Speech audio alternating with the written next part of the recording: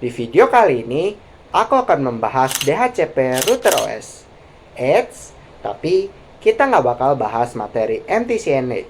Oke deh, biar kalian nggak penasaran, kita langsung masuk ke videonya. Assalamualaikum warahmatullahi wabarakatuh. Halo semuanya, perkenalkan aku Yoga Prasetyo dan kali ini aku akan menjelaskan materi Lab Course 2 Network Management Using DHCP Router OS. Dan di video kali ini aku akan membahas beberapa hal.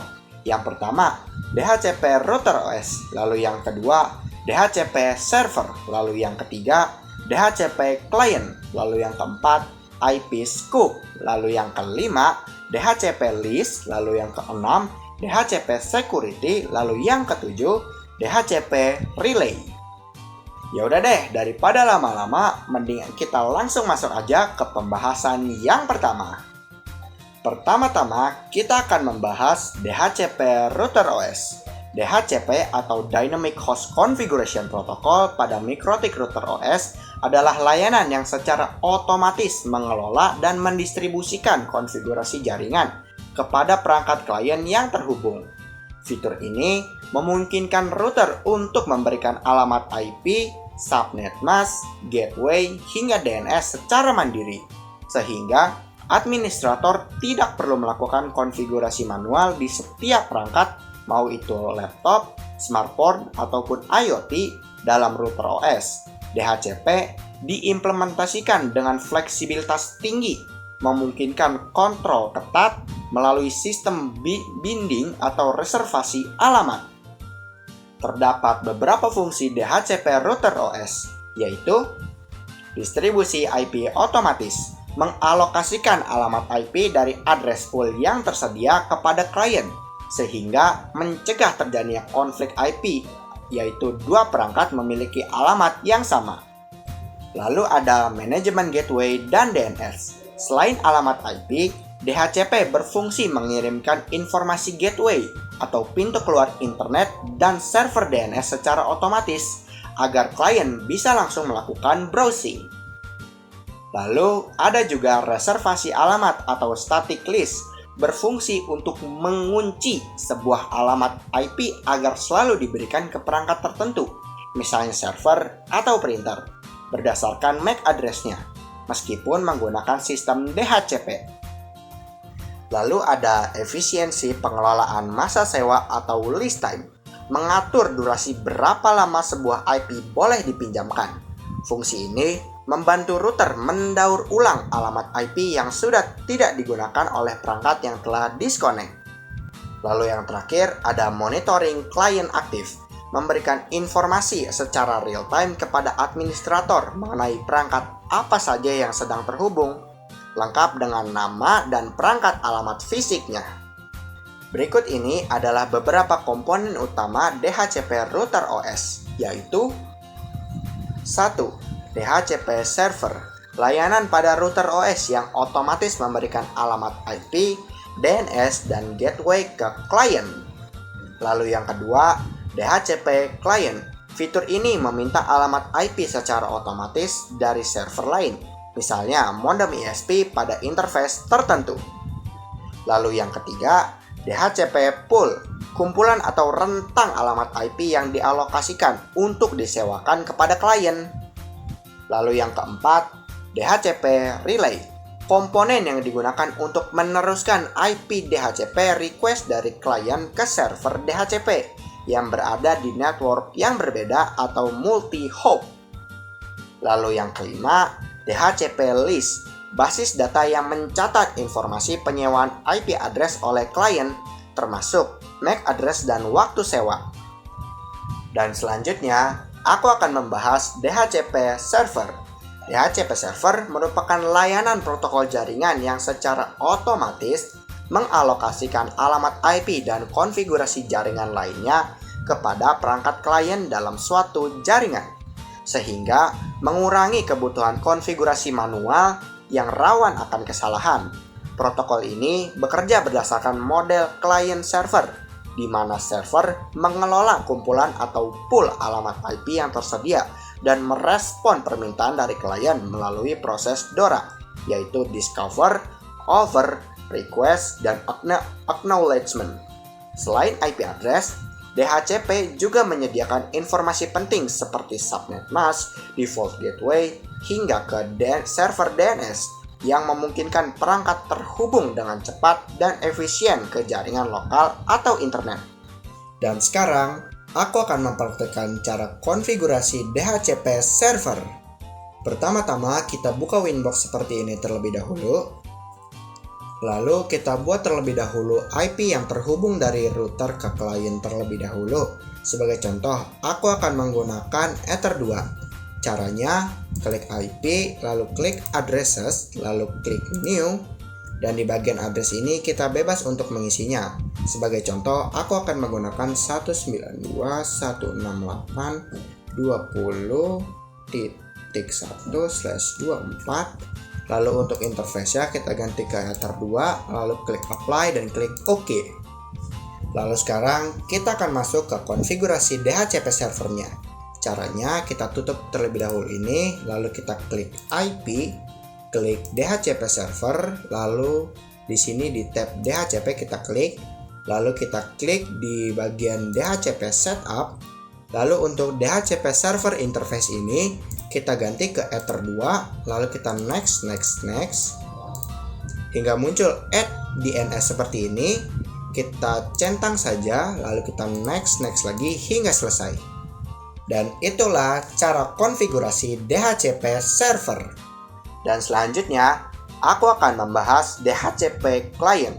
DHCP client adalah perangkat atau perangkat lunak yang dikonfigurasi untuk meminta dan menerima pengaturan jaringan secara otomatis dari sebuah DHCP server. Dalam ekosistem jaringan, DHCP client bertindak sebagai penerima yang tidak memiliki informasi alamat IP sendiri saat pertama kali terhubung ke jaringan. Perangkat seperti smartphone, laptop, atau bahkan interface pada router mikrotik dapat bertindak sebagai DHCP client untuk mendapatkan identitas digital agar bisa berkomunikasi dengan perangkat lain maupun mengakses internet. Dan selanjutnya, aku akan membahas IP scope. IP scope atau cakupan IP adalah rentang alamat IP yang ditentukan dalam jaringan untuk tujuan tertentu, seperti alokasi DHCP atau Dynamic Host Configuration Protocol, aturan firewall, atau pembatasan jangkauan jaringan. Ini mendefinisikan batas-batas di mana perangkat dapat berkomunikasi atau menerima konfigurasi jaringan secara otomatis. Dan sekarang, aku akan mempraktikkan cara konfigurasi IP scope. Pertama-tama kita buka Winbox seperti ini terlebih dahulu, lalu klik IP, lalu kita klik Pool, lalu kita klik New. Lalu di bagian name ini kita bebas untuk mengisi namanya. Sebagai contoh, aku akan menggunakan DHCP strip pool,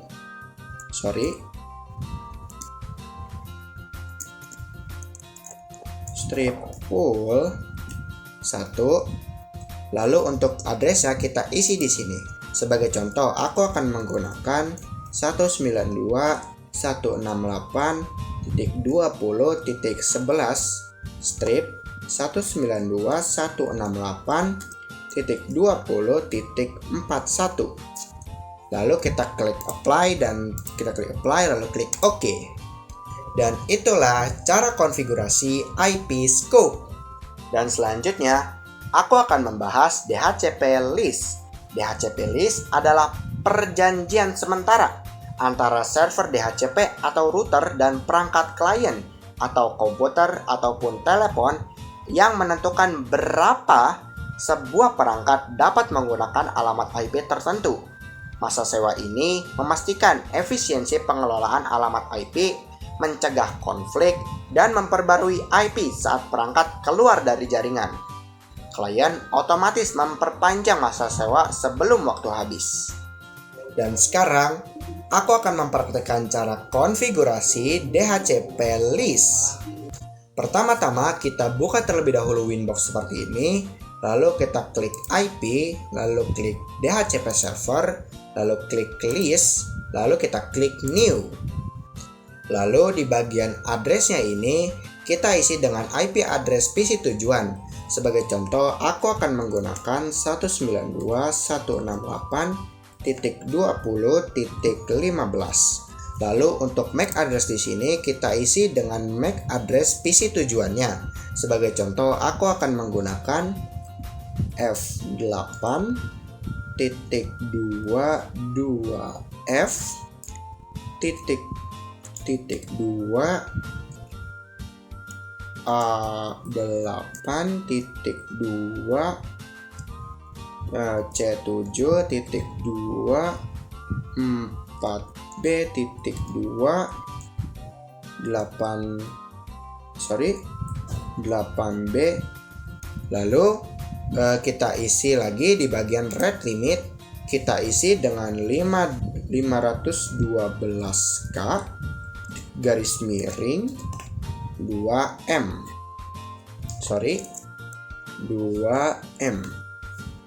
Lalu kita klik apply dan klik OK. Dan itulah cara konfigurasi DHCP list. Dan selanjutnya, aku akan membahas DHCP security. DHCP security bertujuan untuk melindungi jaringan dari ancaman seperti rogue DHCP server dan DHCP starvation. Namun, pada video kali ini, kita akan mengonfigurasi beberapa DHCP security, yaitu yang pertama, ADD ARP for leases, memastikan setiap perangkat hanya bisa terkoneksi dengan alokasi IP dari DHCP server. Lalu ada address pool static only, membatasi koneksi hanya untuk perangkat yang sudah terdaftar di daftar sewa statis. Lalu ada DHCP alert, digunakan untuk mendeteksi keberadaan DHCP server lain yang tidak sah atau rogue dalam satu jaringan. Dan sekarang, aku akan mempraktikkan cara konfigurasi DHCP server dengan metode add ARP for leases. Pertama-tama kita buka Winbox seperti ini, lalu klik IP, lalu klik DHCP server, dan kita klik di tab DHCP yang ini.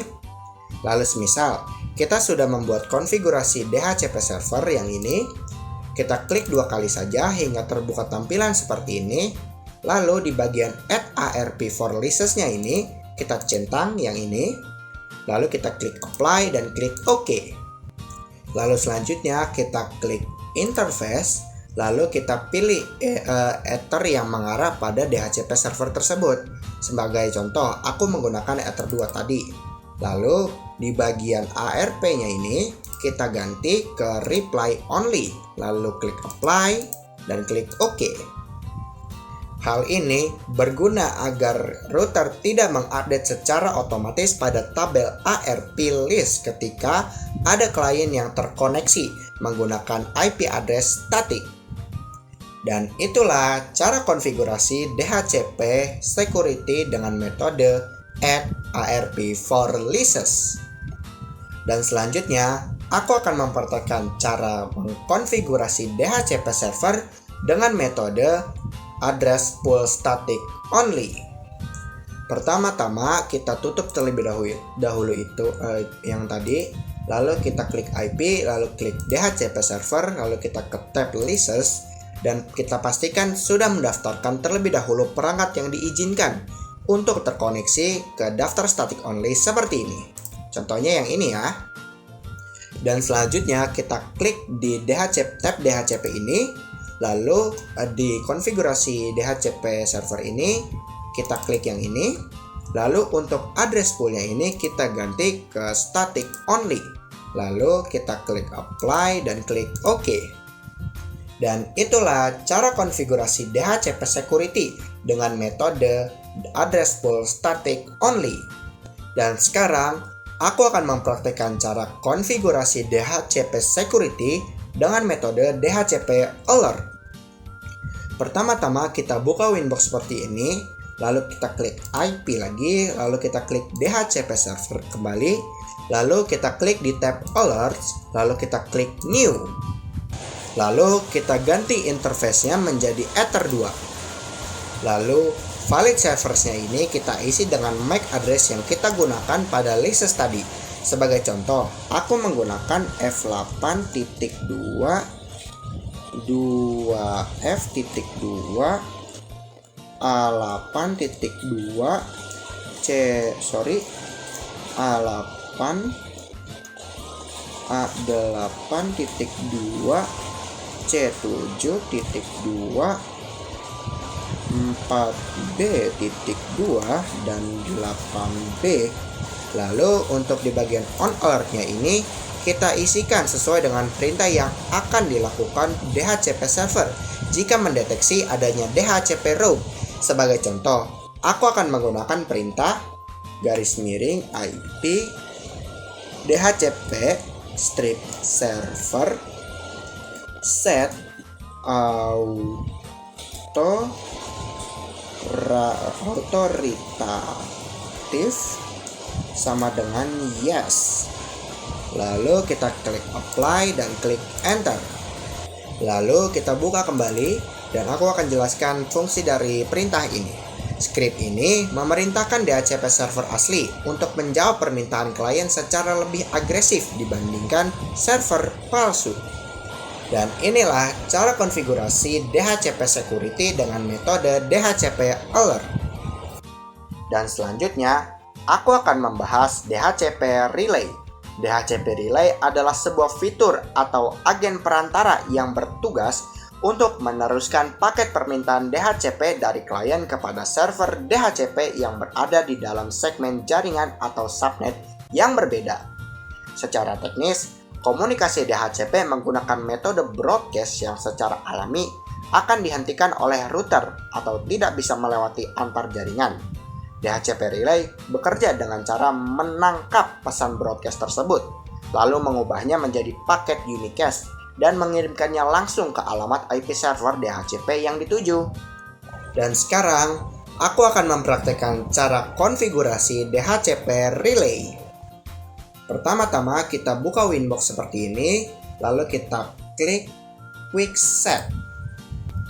Lalu setelah terbuka tampilan seperti ini, kita pastikan modenya ini sudah berganti ke router dan address acquisition ini sudah berganti ke automatic, dan kita pastikan juga IP address-nya ini sudah mengarah ke IP yang kita buat pada Ether 2 tadi, dan pastikan juga netmask-nya sudah bertuliskan 255.255.255.0/24 seperti ini jika kalian menggunakan IP kelas C. Lalu kita centang juga di bagian bridge all LAN ports dan centang juga di DHCP server ini. Lalu kita centang juga di bagian NAT ini. Lalu setelah semua itu kita pastikan sudah berjalan, sudah sesuai dengan langkah yang tadi, kita klik apply dan klik OK. Dan itulah cara konfigurasi DHCP relay. Dan itulah akhir dari pembahasan kita kali ini. Jadi gimana? Udah paham soal DHCP router OS? Mungkin cukup sekian video aku kali ini. Semoga apa yang aku sampaikan bisa bermanfaat bagi kalian. Dan aku mohon maaf apabila ada salah kata yang terucap. Aku Yoga Prasetyo pamit undur diri. Wassalamualaikum warahmatullahi wabarakatuh.